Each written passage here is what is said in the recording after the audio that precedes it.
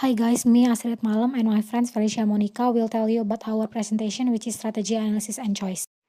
I'm going to explain you about the strategy analysis and choice. First, we should know what is the strategy analysis and choice. Strategy analysis and choice is the making subjective decision based on the objective information.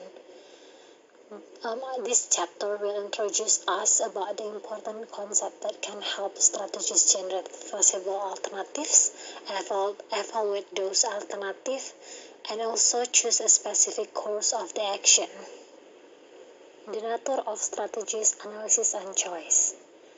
This section we're gonna talk about the alternative strategies, which the alternative strategies do not come out of the world blue yonder, but they are derived from the firm's vision, mission, objectives, external audit, internal audit, and also the past strategies that they already did and that proved that the strategy is work well. Use all of the alternative strategies. Next, we should identify all of those strategies, and then we make the rank for each strategies. The rank is from 1 until 4. If the alternative strategies is with the rank 1, then the alternative strategy should not be implemented. If the rank is 2, then the possibly should be implemented. If the rank is 3, then probably should be implemented. And the last, if the alternative strategy got the rank 4, then it definitely should be implemented. A comprehensive strategy formulation framework. There are 3 stages. The stage 1 is the input stage, the stage 2 is the matching stage, and the third one is stage 3, which is the decision stage. In the stage 1, which is the input stage, there are 3 kinds of metrics. The first one is internal factor evaluation matrix, the second one is the external factor evaluation matrix, and the last is competitive profile matrix. The internal factor evaluation matrix is include the strengths and the weaknesses from the company. And the external factor evaluation matrix, it comes from the opportunities and the threat that the company have. And competitive profile matrix is the strategies that allows you to compare your company to your competitors in such a way as to reveal your relative strategies and weaknesses. Stage 2. The matching strategies. There is 5 metrics that we're gonna learn about. The first one is the SWOT matrix. The second one is the space matrix. The third one is the BCG matrix. Next is IE matrix. And the last is grand strategy matrix. First, we're going to talk about the SWOT analysis. We all already know what is the SWOT analysis. This analysis already popular, and I think this is the most popular analysis that people already know and use. S means that the strength that the company have, and then W means that weaknesses that the company also have and they should reduce, and O means the opportunities that we should take, and the last is threat that the company should worry about. In the SWOT matrix, we can see there is a SO, WO, ST, and also WT. Means that if the strength and the opportunities come together, then it uses strength to take advantages of the opportunities.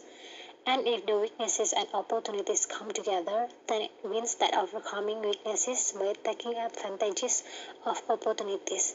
And if the strength and threat is come together, then it uses strength to avoid the threat. And the last, if the weaknesses and the threat come together, it means that minimize the weaknesses and also avoid the threat. Position and action evaluation matrix. This matrix is a super technique for evaluating the sense of wisdom in a particular strategic plan. It was developed by Strategic Academy by Eldon Rowe, Richard Mashins, Carl Dickel, Richard Mann, and also Robert McClure. The strategic position and action evaluation analysis framework is a very useful but not well-known tool to develop and review a company's strategy. It can be used at the beginning of the exercise to predict the overall key themes as a check at the end of the process, and also it can be used to evaluate an individual strategy's option generated by using a tool like the Unsolved Growth Matrix. Space analysis is a systematic appraisal of four key issues that balance the external and internal factors that should determine the general themes of the strategy. There is two external, which is the industry attractiveness and then environmental stability. And for the internal, there is a competitive advantages and financial strength. BCG matrix. BCG model is based on the product life cycle theory that can be used to determine what priorities should be given in the product portfolio of a business unit. We can see there is the BCG matrix, which is there is a 4 stars, questions mark, cash cow, and also dog. In this matrix, there is two dimensions, which is the market share and market growth. We can see from the matrix, there is a horizontal line which is the market share, and the vertical one is the market growth. The first category of this matrix is stores, which is the high growth and high market shares, means that use large amount of cash and are leaders in the business, so they should also generate large amount of the cash and then won't lead wrongly in the balance on net cash flow. Next is case cost, means that low growth and high market share. This can be profits and cost generation should be high, and because of the low growth, investment needed should be low and keep profit high, and also foundation of the company. Next is dogs, with low growth and also low market share. This means that we should avoid and minimize the number of dogs in a company. Beware of expensive turnaround plans and also deliver cash otherwise liquidate. And the last is questions marks. This means like that there is a high growth but low market share. This is have the worst cash characteristic of all, because high demand and low returns due to low market share. And also, if nothing is done to change the market share, questions mark will simply absorb great amounts of cash, and later, as the growth stops, a dog either invest heavily or sell off, or invest nothing and generate whether cash in can increase market share or deliver cash. The internal-external matrix position and organization's various divisions in a 9-cell display. The IE matrix is based on two key dimensions: the IV total weight scores on the x-axis and the EV total weight scores on the y-axis. The grand strategy matrix has become a popular tool for formulating alternative strategies.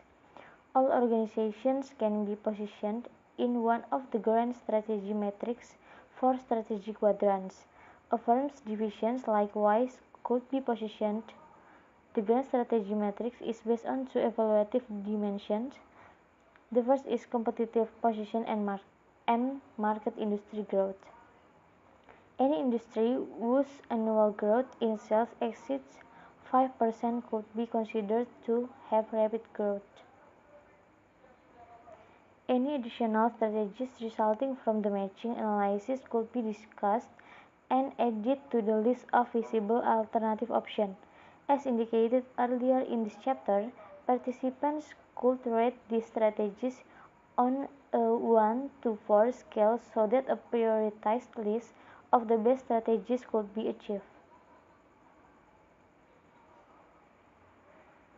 The GSPM is other than ranking strategies to achieve the prioritized list. There is only one analytical technique in the literature designed to determine the relative attractiveness of feasible alternative action.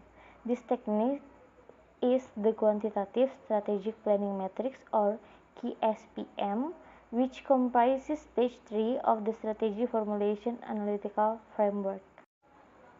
The GSPM uses input from stage 1 analysis and matching results from stage 2 analysis to decide objectively among alternative strategies. A positive feature of the GSPM is that sets of strategies can be examined sequentially or simultaneously. Another positive feature of the GSPM is that it requires strategies to integrate pertinent external and internal factors into the decision process. And the limitation of the SPM: first, it always requires intuitive judgment and educated assumption. Another limitation of the SPM is that it can be only as good as the prerequisite information and matching analysis upon which it is based. Culture includes the set of shared values, beliefs, attitudes, customs, norms, personalities, heroes, and heroines that describe a firm. It is beneficial to view strategic management from a cultural perspective because success often rests upon the degree of support that strategies receive from a firm's culture. The following tactics used by politicians for centuries and aid strategies. The first is equifinality. It is often possible to achieve similar results using different means or paths. And next is satisfying. It means that achieving satisfactory result with an acceptable strategy is far better than failing to achieve optimal result with an unpopular strategy. The third is generalization.